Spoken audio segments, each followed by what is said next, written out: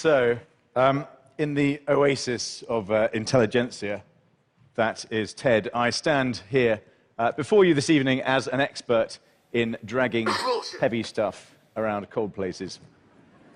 I've been leading polar expeditions for most of my adult life, and last month my teammate Tarka Lepeniere and I finished the most ambitious expedition I've ever attempted. In fact, it feels like I've been transported straight here from 4 months in the middle of nowhere, mostly grunting and swearing, straight to the TED stage. So you can imagine that's a transition that hasn't been entirely seamless. One of the interesting side effects seems to be that my short-term memory is entirely shot, so I've had to write some notes to avoid too much grunting and swearing in the next 17 minutes. This is the first talk I've given about this expedition, and while we weren't sequencing genomes or building space telescopes, this is a story about giving everything we had to achieve something that hadn't been done before. So I hope in that you might find some food for thought. It was a journey, an expedition in Antarctica, the coldest, windiest, driest, and highest altitude continent on Earth. It's a fascinating place. It's a huge place. It's twice the size of Australia, a continent that is the same size as China and India put together. As an aside, I have experienced an interesting phenomenon in the last few days, something I expect Chris Hadfield may get at TED in a few years' time. Conversations that go something like this. Oh, Antarctica, awesome. My husband and I did Antarctica with Lindblad for our anniversary. Or, oh, cool, did you go there for the marathon? Our journey was, in fact, 69 marathons back-to-back in 105 days, an 1,800-mile round trip on foot from the coast of Antarctica to the South Pole and back again. In the process, we broke the record for the longest human-powered polar journey in history by more than 400 miles.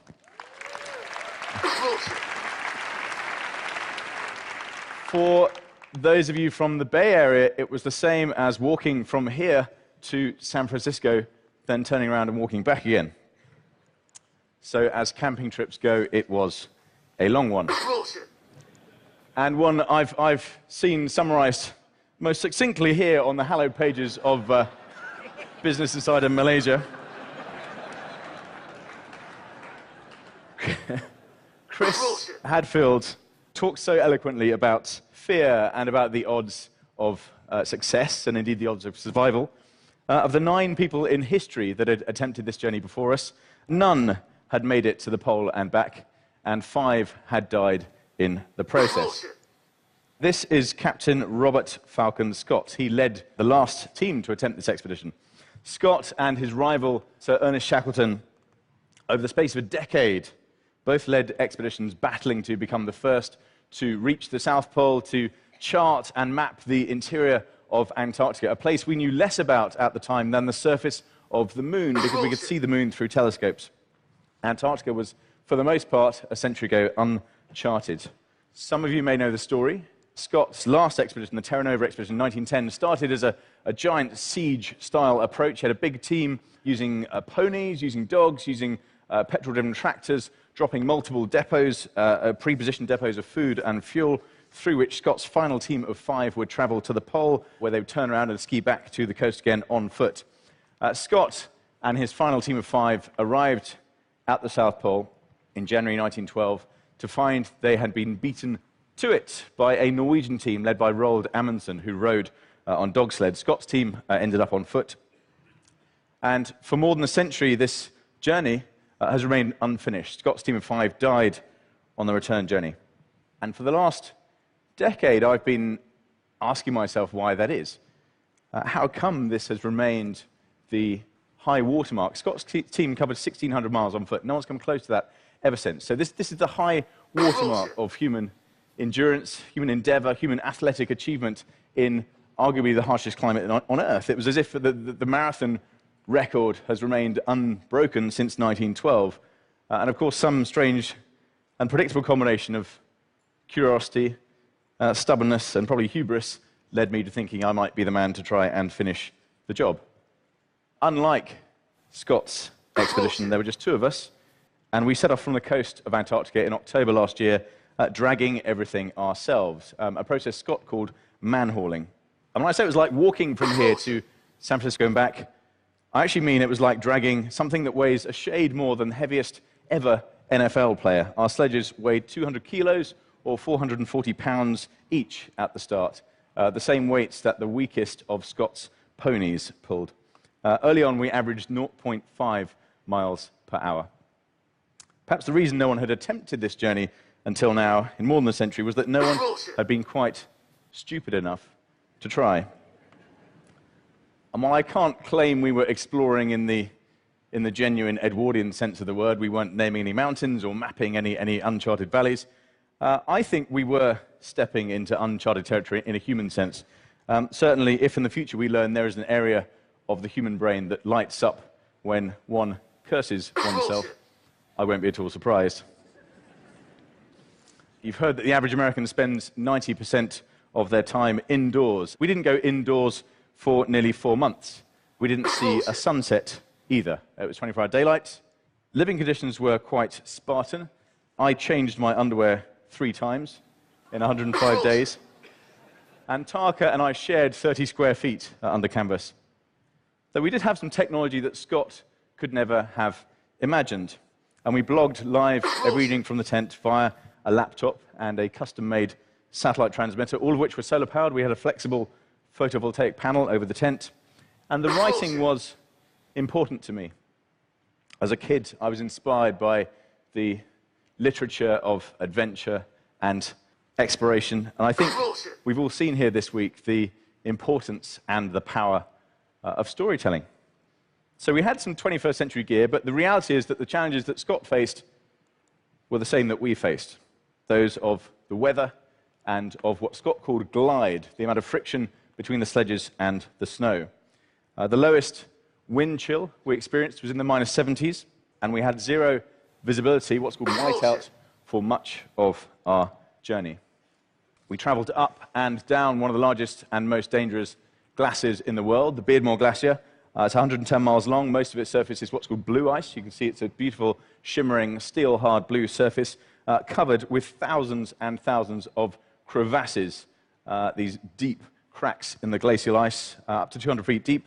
Planes can't land here, so we were at the most risk, technically, when we had the slimmest chance of being rescued. We got to the South Pole after 61 days on foot, with 1 day off through bad weather. And I'm sad to say it was something of an anticlimax. There's a permanent American base, the Amundsen Scott South Pole Station. At the South Pole, they have an airstrip, they have a canteen, they have hot showers, they have a post office, a tourist shop, a basketball court that doubles as a movie theater. So it's a bit different these days. And there's also acres of junk. I think it's a marvelous thing that humans can exist 365 days of the year with hamburgers and hot showers and movie theaters. But it does seem to produce a lot of empty cardboard boxes. You can see on the left of this photograph several square acres of junk waiting to be flown out from the South Pole. But there is also a pole at the South Pole. And we got there on foot, unassisted, unsupported by the hardest route, 900 miles in record time, dragging more weight than anyone in history. And if we'd stopped there and flown home, which would have been the eminently sensible thing to do, then my talk would end here, and it would end something like this. If you have the right team around you, the right tools, the right technology, and if you have enough self-belief and enough determination, then anything is possible. But then we turned around. And this is where things get interesting. High on the Antarctic plateau, over 10,000 feet, it's very windy, very cold, very dry. We were exhausted. We'd covered 35 marathons. We were only halfway. And we had a safety net, of course, of ski planes and satellite phones and live 24-hour tracking beacons that didn't exist for Scott. But in hindsight, rather than making our lives easier, this safety net actually allowed us to cut things very fine indeed, to sail very close to our absolute limits as human beings. And it is an exquisite form of torture to exhaust yourself to the point of starvation day after day while dragging a sledge full of food. For years, I've been writing glib lines in sponsorship proposals about pushing the limits of human endurance. But in reality, that was a very frightening place to be indeed. We'd had, before we got to the pole, 2 weeks of almost permanent headwind, which slowed us down. As a result, we'd had several days of eating half rations. We had a finite amount of food in the sledges to make this journey, so we were trying to string that out by reducing our intake to half the calories we should have been eating. As a result, we both became increasingly hyperglycemic. We had low blood sugar level day after day, and increasingly susceptible to the extreme cold. Tarka took this photo of me one evening after I'd nearly passed out with hypothermia. We both had repeated bouts of hypothermia, something I hadn't experienced before, and it was very humbling indeed, as much as you might like to think, as I do, that you're the kind of person who doesn't quit, that will go down swinging. Hypothermia doesn't leave you much choice. You become utterly incapacitated. It's like being a drunk toddler. You become pathetic. I remember feeling just wanting to lie down and quit. It was a peculiar feeling and a real surprise to me to be debilitated to that degree. And then we ran out of food completely. 46 miles short of the first of the depots that we'd laid on our outward journey. We'd laid 10 depots of food, literally burying food and fuel for our return journey. The fuel is for a cooker, so you can melt snow to get water. And I was forced to make the decision to call for a resupply flight, a ski plane carrying 8 days of food to sort of tide us over that gap. That took 12 hours to reach us from the other side of Antarctica. Calling for that plane was one of the toughest decisions of my life. And I sound like a bit of a fraud standing here now with a sort of belly. I've put on 30 pounds in the last 3 weeks. Being that hungry has left an interesting sort of mental scar, which is that I've been hoovering up every hotel buffet that I can find. But we were genuinely quite hungry and in quite a bad way. I don't regret calling for that plane for a second because I'm still standing here alive with all digits intact, telling this story, but getting external assistance like that was never part of the plan, and it's something my ego is still struggling with. This was the biggest dream I've ever had, and it was so nearly perfect. On the way back down to the coast, our crampons, they're the spikes on our boots that we have for traveling over this blue ice on the glacier, broke on the top of the Beardmore. We still had 100 miles to go downhill on very slippery, rock-hard blue ice. They needed repairing almost every hour. To give you an idea of scale, this is looking down towards the mouth of the Beardmore Glacier. You could fit the entirety of Manhattan in the gap on the horizon. It's 20 miles between Mount Hope and Mount Kiffin.